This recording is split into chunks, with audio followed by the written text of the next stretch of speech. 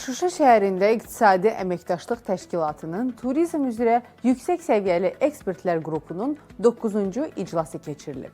Tədbirdə EKO-ya üzv ölkələrin nümayəndə heyətləri, turizm üzrə ekspertlər və aidiyyatı qurumların təmsilçiləri iştirak edirlər. İclasın gündəliyinə uyğun olaraq EKO Turizm Nazirlərinin 7-ci görüşünə hazırlıq məsələləri, 6-cı görüşdə qəbul edilmiş qərarların icra vəziyyəti, təsdiq üçün təqdim olunan sənədlər nəzərdən keçirilib. Eyni zamanda Turizm Nazirlərinin 7-ci görüşü çərçivəsində qəbul olunması nəzərdə tutulan Şuşa bəyannaməsinin layihəsi üzrə müzakirələr aparılıb və sənədin məzmunu ilə bağlı təkliflər irəli sürülüb.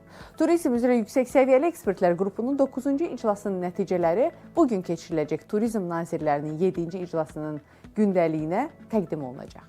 Qeyd eləyək ki, 2023-cü ildə İqtisadi Əməkdaşlıq Təşkilatına üzv ölkələrin Turizm Nazirlərinin 5-ci iclasında Şuşa şəhəri 2026-cı il üçün İqtisadi Əməkdaşlıq Təşkilatının turizm paytaxtı elan edilib.